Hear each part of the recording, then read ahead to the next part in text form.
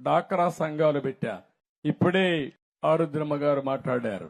ఆ రోజు కూడా నేను ఒకే మాట చెప్పాను, చదువుకోని మహిళలకు కూడా శక్తి సామర్థ్యాలున్నాయి, తెలివితేటలుంది, కామన్ సెన్స్ ఉంది, బ్రహ్మాండంగా రాణిస్తారనే ఉద్దేశంతో డాక్రా సంఘాలు పెట్టి డాక్రా సంఘాల ద్వారా మీరు ఒక పారిశ్రామికవేత్తలు కావాలని మీ ఊర్లో ఉండే ముడి సరుకుల ఆధారంగా ఎక్కడికక్కడ చిన్న చిన్న పరిశ్రమలు పెట్టుకునే విధంగా కూడా ఆ రోజు ముందుకు పోయాం.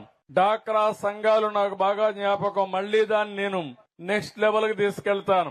ఇక్కడ ఉండే వాళ్ళు ఎవరన్నా ఉంటే డాక్రా సంఘాలు వాళ్ళ చేతులు పైకెత్తండమ్మా. డాక్రా సంఘాలు అందరూ డాక్రా సంఘాలు ఉన్నారు. ఆ రోజు 10 మందిని మెంబర్లుగా పెట్టాం. రూపాయి పొదుపు ఉద్యమం నేర్పించాను, రివాల్వింగ్ ఫండ్ ఇచ్చాను, వడ్డీ లేని రుణాలు ఇప్పించాను.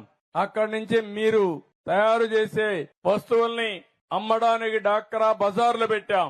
ప్రపంచం అంతా మిమ్మల్ని పంపించాం.